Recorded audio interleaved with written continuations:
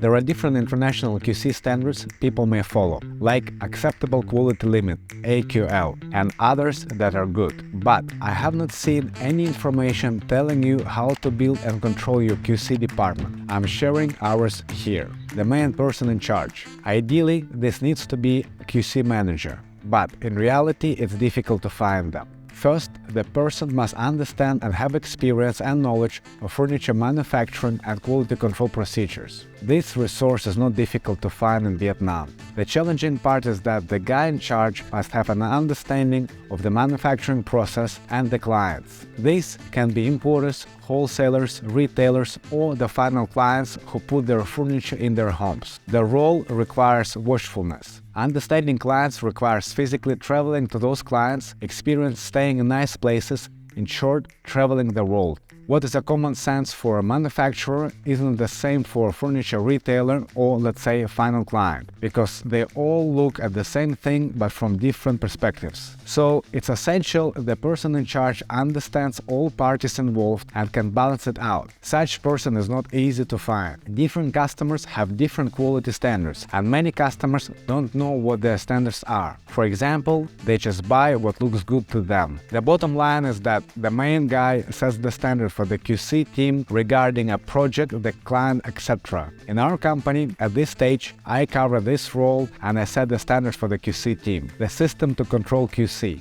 Different systems work for different companies and setups. Below, I briefly describe the steps for how we control our QC team. We have short weekly meetings for about an hour between QC and our office, where we go through QC challenges at the factories and feedback from customers as reported by sales. The goal of these meetings is to synchronize. The meeting covers weekly plans. At the start of the week, each QC sends their weekly plan for what factories they are planning to visit each day, how long it will take them to inspect the products there, and at what stage of production our products will be. As the week goes, of course, the plan may and often does change, and it's a responsibility of each QC to update any changes to the plan at the end of the day. Checking in-out system, a daily process where any member of the team can see the status of a QC and in what factory, how long they spend there, and what they're checking. Checking in and out time should be in line with the weekly plan,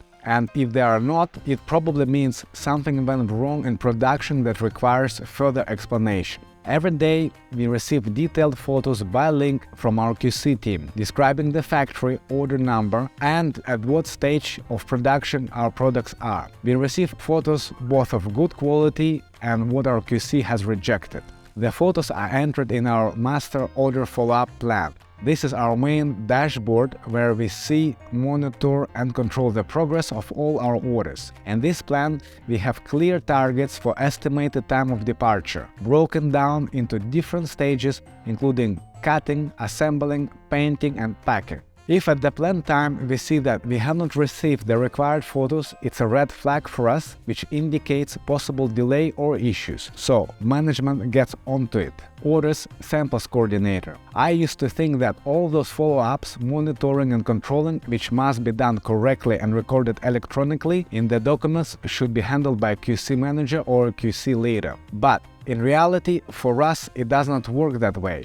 Due to this function, following up and ensuring all information is entered into our computer system in a detail-oriented way, it requires more organized personality, whereas a QC manager's role requires a more dynamic, outgoing character. Although it's theoretically possible to find a person who can perform both functions well, it's easier to find one person for each role. QC leader.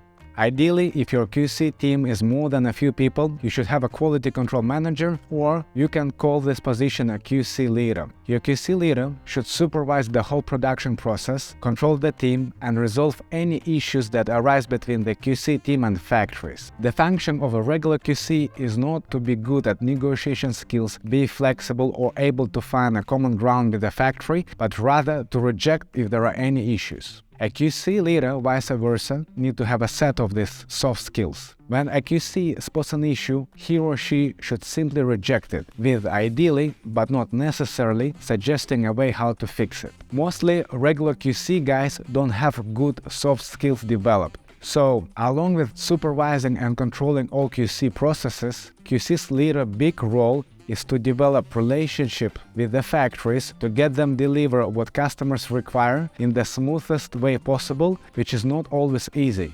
QC team. Once you have a proper system set up with good people, the system and the team itself will push out a QC or a team member if he or she is not performing. So it's kind of easy if you have it all organized. What if you don't have a system and the team yet? When I started this company, all I had was my personal experience. I didn't have a proper system or a team. It can be a big story on how to get, test and train a good QC. In this video, I'll just highlight the main thing to identify a good quality control inspector. When a new person is starting out, it's important to monitor his/her performance for a while. When the product lands at final inspection, they should have minor issues or ideally no issues at all if your quality control department is doing a good job. Anyone can see if a final product is a somewhat good quality or not, even if they don't have experience in furniture production. But identifying potential issues and preventing them in advance requires good skills and experience. By the time products arrive for final inspection, they should already be good, since all the issues have been spotted and prevented in advance. A QC who is not performing will start rejecting a lot at the final stage, blaming the factory and shifting responsibility. This will cause the delay in the shipment, causes unnecessary work for the factory, and harm your relationship with the supplier. Building and controlling a QC department is a lot more complex, but in short, this is how we do it. In our company, we also have proven for us different QC systems for samples and PPS production, for new and repeat orders. These three are different unique procedures that we developed, and I will tell you more about them in the next QC video.